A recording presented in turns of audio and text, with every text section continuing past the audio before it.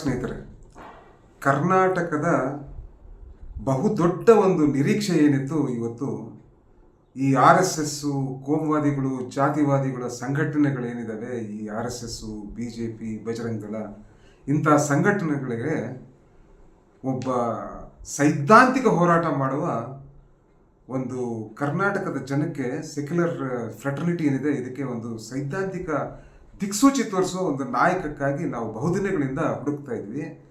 ಅದು ಇವತ್ತು ನಮಗೆ ಉತ್ತರ ಸಿಕ್ಕಿದೆ. ನಮ್ಮ ರಾಜ್ಯದ ಡೆವಲಪ್ಮೆಂಟ್ ಹಾಗೂ ITBT ಸಚಿವರಾದ ಪ್ರಿಯಾಂಕ್ ಖರ್ಗೆ ಅವರು ಆ ಒಂದು ಸ್ಪೇಸ್ ಏನಿದೆ, ಇಡೀ ಕರ್ನಾಟಕದ ಸೆಕ್ಯುಲರ್ ಡಯಾಸ್ಪರಾಗೆ ಒಂದು ದಿಕ್ಸೂಚಿ ತೋರಿಸಿ ಈ ಜಾತಿವಾದಿ ಶಕ್ತಿಗಳನ್ನ ಹೋರಾಟ ಮಾಡುವ ಒಂದು ನಾಯಕ ನಾವು ಹುಡುಕ್ತಾ ಇದ್ವಲ್ಲ, ಆ ನಾಯಕ ನಮಗೆ ಸಿಕ್ಕಿದ್ದಾನೆ ಅಂತ ನನಗನ್ಸುತ್ತೆ. ಯಾರು ಇವತ್ತು ಎಲ್ಲ ಸೋಷಿಯಲ್ ಮೀಡಿಯಾದಲ್ಲಿ ಈ BJP ನಾಯಕರು, ಈ ನಮ್ಮ ಕೇಂದ್ರೀಯ ಸಂಸದೀಯ ಮಂತ್ರಿಯಾದ ಪ್ರಹ್ಲಾದ್ ಜೋಶಿ, ಯಡಿಯೂರಪ್ಪ ಅವ್ರ ಮಗ ವಿಜೇಂದ್ರ ಯಡಿಯೂರಪ್ಪ ಎಲ್ಲರೂ ಏನು ಬೊಂಬಡ ಬರ್ಸ್ತಾರಲ್ಲ, ಇವ್ರ ಕಿವಿನ ಸ್ವಲ್ಪ ಎಲ್ಲ ನಾವು ಇಲ್ಲಾಂದ್ರೆ ಕಣ್ಣುಗಳನ್ನ ಇವರೆಲ್ಲನ ಪರೀಕ್ಷೆ ಮಾಡ್ಕೋಬೇಕು ಅನ್ಸುತ್ತೆ. ಯಾಕಂದ್ರೆ ಇವ್ರೇನು ಹೇಳ್ತಾವ್ರೆ, RSSನ ಬ್ಯಾನ್ ಮಾಡೋಕೆ ಇದು ಪತ್ರ ಬರೆದಿದ್ದಾರೆ ಪ್ರಿಯಾಂಕ್ ಖರ್ಗೆ ಅವರು.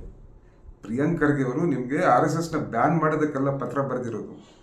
ಏನು ನೀವು RSS ಸಂಘಟನೆ ಒಂದು ಸಮಾಜದಲ್ಲಿ ವಿಷಬೀಜ ಬಿತ್ತನೆ ಮಾಡುವ ಒಂದು ಒಂದು ಸಂಘಟನೆ ಇವತ್ತು ಸರ್ಕಾರದ ಕಟ್ಟಡಗಳು ಏನು, ನಮ್ಮ ಶಾಲೆಗಳು, ನಮ್ಮ ಪಾರ್ಕ್ಗಳು, ನಮ್ಮ ಕಾಲೇಜುಗಳು ಮತ್ತೆ ಇತರೆ ಪಬ್ಲಿಕ್ ಮನಿಯಿಂದ, ಸಾರ್ವಜನಿಕರ ಹಣದಿಂದ ಕಟ್ಟಿದೀವಲ್ವಾ, ಅದನ್ನ ಉಪಯೋಗ ಪಡ್ಕೊತಾ ಇದ್ದಾರಲ್ವ, ಅದು ಉಪಯೋಗ ಪಡಿಸ್ಕೊಳ್ಳೋದು ಸರಿನಾ ಅಂತ ಪ್ರಿಯಾಂಕ್ ಖರ್ಗೆ ಅವರು ಕೇಳ್ತಾ ಇರೋದು.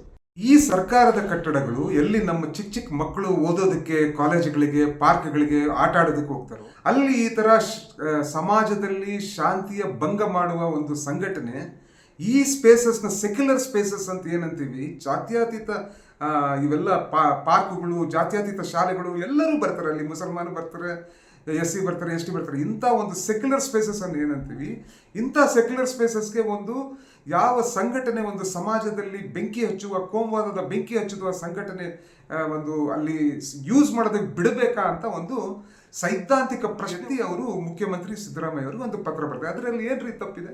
ಸರಿಯಾಗಿದೆ. ನೀವು ನಿಮ್ಮ ಶಾಖೆಗಳನ್ನ ನಡೆಸ್ಕೊಳ್ಳಿ, ನಿಮ್ದೆಲ್ಲ ನಡೆಸ್ಕೊಳ್ಳಿ, ಆದ್ರೆ ನಿಮ್ಮ ಮನೆಗಳಲ್ಲಿ ನಡೆಸ್ಕೊಳ್ಳಿ. ನಿಮ್ಮ ರಾಷ್ಟ್ರೋತ್ತನ ಶಾಲೆಗಳಿದಾವಲ್ಲ, ಅಲ್ಲಿ ನಡೆಸ್ಕೊಳ್ಳಿ.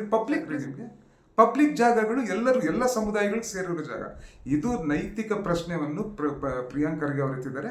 ಇವೆಲ್ಲ ಪಬ್ಲಿಕ್ ಸ್ಪೇಸಸ್ ಏನು ಸೆಕ್ಯುಲರ್ ಸ್ಪೇಸಸ್ ಇದಾವೆ, ಇವೆಲ್ಲ RSSಗೆ ಕೊಡಬೇಕಾದ್ರೆ ಅದರ ಆನ್ಸರ್ ಕ್ಲಿಯರ್ಲಿ ನೋ. ಯಾವುದೇ ಒಂದು ಕೋಮುವಾದಿ ಸಂಘಟನೆಗಾಗಲಿ, ಯಾವುದೇ ಒಂದು ಸಮಾಜದಲ್ಲಿ ಬೆಂಕಿ ಹಚ್ಚೋ ಸಂಘಟನೆಗೆ ಇಂಥ ನಮ್ಮ ಸೆಕ್ಯುಲರ್ ಸ್ಪೇಸಸ್ ಕೊಡಬಾರ್ದು ಅನ್ನೋದು ಪ್ರಿಯಾಂಕ್ ಖರ್ಗೆ ಅವರ ಬಲವಾದ ನಂಬಿಕೆ. ಎಲ್ಲರಿಗೂ ತಿಳಿದಂಗೆ RSS is a political arm of BJP. ಎಲ್ಲರಿಗೂ ಗೊತ್ತಿರೋ ವಿಷಯ. ಇದೇನು ಪೊಲಿಟಿಕಲ್ ಇಂಡಾಕ್ಟ್ರಿನೇಷನ್ ಮಾಡ್ತಾ ಇದ್ದಾರೆ, ಅದಕ್ಕೊಂದು ಮುಖವಾಡವನ್ನು ಹಾಕೊಂತಾರೆ. ಏನಂತ ಮುಖವಾಡ?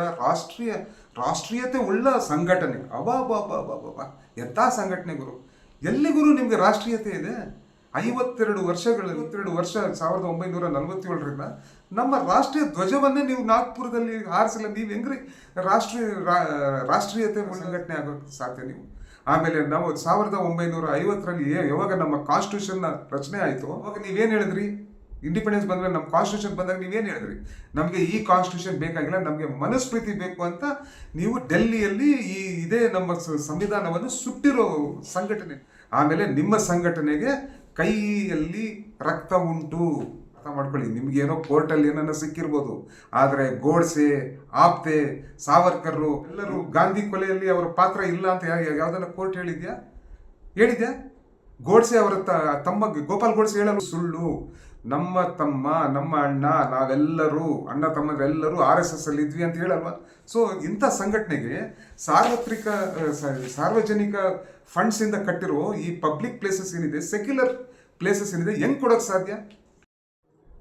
ಶಾಲೆಗಳು ಪಾಠಶಾಲಾ ಆಗಬೇಕೇ ಹೊರತು ಈ RSSಗಳು ಅದನ್ನ ಪ್ರಚಾರ ಶಾಲಾ ಮಾಡೋಕೆ ಹೊರಟಿದ್ದಾರೆ.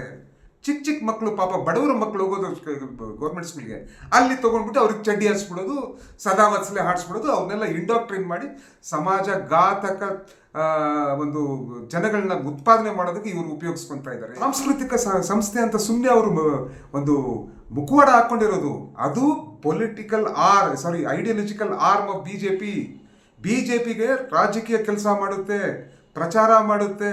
ಸೊ ಈ ಥರ ಒಂದು ಒಂದು ಪೊಲಿಟಿಕಲ್ ಆರ್ಗನೈಸೇಷನ್ ಪ್ರಚಾರ ಮಾಡುವ ಯಾವುದೇ ಒಂದು ಸಾಮಾಜಿಕ ವ್ಯವಸ್ಥೆ ಉಳ್ಳ ಒಂದು ಸಂಘಟನೆ ಆಗಲಿ, ಅದಕ್ಕೆ ಸೆಕ್ಯುಲರ್ ಸ್ಪೇಸಸ್ಸು, ನಮ್ಮ ಶಾಲೆಗಳು, ನಮ್ಮ ಕಾಲೇಜುಗಳು, ನಮ್ಮ ಪಾರ್ಕುಗಳು, ನಮ್ಮ ಯೂನಿವರ್ಸಿಟಿಗಳಿಗೆ ಜಾಗ ಕೊಡಬಾರ್ದು ಅನ್ನೋದು ಪ್ರಿಯಾಂಕ್ ಖರ್ಗೆ ಅವರ ಒಂದು ವಾದ. ನಾಳೆ ಬೆಳಗ್ಗೆ ಕಾಂಗ್ರೆಸ್ ಪಕ್ಷ ಇದೇ ಶಾಲೆಗಳನ್ನ ಇವರೆಲ್ಲ ದುರುಪಯೋಗ ಪಡಿಸ್ಕೊಂತಾರೆ, ಆ ಥರ ಪಡಿಸ್ಕೊಂಡ್ರೆ ಬಿಡ್ತಾರ? ಇವತ್ತೇನಾಗಿದೆ ನೀವು ಇನ್ನೊಂದು ಅರ್ಥ ಮಾಡ್ಕೋಬೇಕು, ಈ RSS ಅನ್ರಿಜಿಸ್ಟರ್ಡ್ ಆರ್ಗನೈಸೇಷನ್, ರಿಜಿಸ್ಟ್ರಿ ಆಗಿಲ್ಲ ರೀ. ನಾಳೆ ಬೆಳಿಗ್ಗೆ ಯಾರನ್ನ ಇವರ ಸದಸ್ಯ ಏನನ್ನ ಒಂದು ಕೊಲೆನೋ ಗಿಲೆನೋ ಮಾಡಿದ್ರೆ ನಮ್ಮ ಸದಸ್ಯನೇ ಅಲ್ಲ ಅಂತಾರೆ. ಹೆಂಗೆ ನಾವು ಇವ್ರಿಗೆ ಆ ಕೊಲೆಯವ್ರನ್ನ ಅವ್ರಿಗೆ ಲಿಂಕ್ ಮಾಡೋದು? ಆಮೇಲೆ ನೋಡಿ, ಪ್ರತಿಯೊಬ್ಬರಿಗೂ ಯಾರ್ಯಾರು ಈ ಬೆಂಗಳೂರು ನಗರದಲ್ಲಿ ಏನನ್ನ ನಾವು ಮಾಡಬೇಕು ಅಂದ್ರೆ ಏನು ಹೇಳ್ತಾರೆ ಎಲ್ಲರೂ, ನೋಡಪ್ಪ ನೀವು ಫ್ರೀಡಮ್ ಪಾರ್ಕಲ್ಲಿ ಹೋಗಿ ಬರೋದು. ಆದರೆ RSSಗೆ ಯಾಕೆ ಇದೊಂದು ಸ್ಪೆಷಲ್? ಅವ್ರು ಎಲ್ಲಿ ಬೇಕಂದ್ರೆ ಅಲ್ಲಿ ಮಾರ್ಚ್ ಮಾಡ್ಬೋದು. ರಿಜಿಸ್ಟರ್ಡ್ ಆರ್ಗನೈಸೇಷನ್ ಅದು, ಹೇಗೆ ಅವ್ರಿಗೆ ಪೊಲೀಸ್ ಅಥಾರಿಟೀಸು ಇದಕ್ಕೆ ಪರ್ಮಿಷನ್ ಕೊಡ್ತಾರೆ? This is exactly what Priyank Kharge ಸಾಹಸ್ಕಡೆ. ನೀವು ಎಲ್ಲ ಸೇಮ್ ಮಾನದಂಡನೆ ಕೊಡಿ, RSSಗೂ ಮತ್ತು ಬೇರೆ ಸಂಘಟನೆಗಳು ಏನು ಮಾನದಂಡ ಕೊಡ್ತಾರೆ ಅದೇ ಮಾನದಂಡನ ಕೊಡಿ ಅಂತ ಪ್ರಿಯಾಂಕ್ ಖರ್ಗೆ ಅವ್ರು ಕೇಳ್ತಾ ಇರೋದು. ಯಾಕೆ ಗೊತ್ತಾ ಇವರೆಲ್ಲ ಖರ್ಗೆ ಮೇಲೆ ಮುಗಿಬಿದ್ದಿರೋದು? ಇವತ್ತು ಒಬ್ಬ ನಾಯಕ ಪ್ರಿಯಾಂಕ್ ಖರ್ಗೆ ಇವತ್ತು is ideologically taking on the Sangh. ಅರ್ಥ ಮಾಡ್ಕೊಳ್ಳಿ, ಇವೆಲ್ಲ ದುಷ್ಟಶಕ್ತಿಗಳೇನಿದಾವೆ, ಯಾರ್ಯಾರು ಈ ನಮ್ಮ ದೇಶದ ವಿರುದ್ಧ, ನಮ್ಮ ಸಮಾಜದಲ್ಲಿ ಬೆಂಕಿ ಹಚ್ಚುವ ಕೆಲಸ ಮಾಡ್ತಾ ಇದ್ದಾರೆ, ಇಂಥವರ ವಿರುದ್ಧ ಕೆಲಸ ಮಾಡ್ತಾವ್ರೆ. ಅದಕ್ಕೆ ಇವ್ರಿಗೆಲ್ಲ ಹೊಟ್ಟೆ ಉರಿ. ಅರೆ, ಒಬ್ಬ ಯಂಗ್ ನಾಯಕ ಇವತ್ತು ಅಷ್ಟೊಂದು ನಮ್ಮನ್ನು ಸೈದ್ಧಾಂತಿಕ ಇದನ್ನಲ್ವಾ ಅಂದರೆ ಇವರಿಗೆ ಹೊಟ್ಟೆಯಲ್ಲಿ ಇದು ಅರಗಿಸ್ಕೊಳಕ್ಕಾಗ್ತಾ ಇಲ್ಲ. ಅದಕ್ಕೆ ಇವರೆಲ್ಲರೂ ಪ್ರಿಯಾಂಕ್ ಖರ್ಗೆ ಅವ್ರ ಮೇಲೆ ಮುಗಿಬಿದ್ದಿದ್ದಾರೆ. ಆದರೆ ನಿಮಗೆಲ್ಲ ಹೇಳ್ತೀನಿ, RSSಗರೆ BJPಗರೆ, ನಮ್ಮಂಥ ಸೆಕ್ಯುಲರ್ಸು ಪ್ರಿಯಾಂಕ್ ಖರ್ಗೆ ಜೊತೆ ಇದ್ದಾರೆ, ನಮ್ಮಂಥ ಸೆಕ್ಯುಲರ್ OBC ಪ್ರಿಯಾಂಕ್ ಖರ್ಗೆ ಜೊತೆ ಇದ್ದಾರೆ. ಈ ರಾಜ್ಯದ ಎಲ್ಲ ಹಿಂದೂ ವರ್ಗ ಯಾರು 90-95% ಈ ಸ್ಟೇಟ್ ಪಾಪ್ಯುಲೇಷನ್ ಇದೆ, ಅವರೆಲ್ಲ ಪ್ರಿಯಾಂಕ್ ಖರ್ಗೆದಲ್ಲಿದ್ದಾರೆ.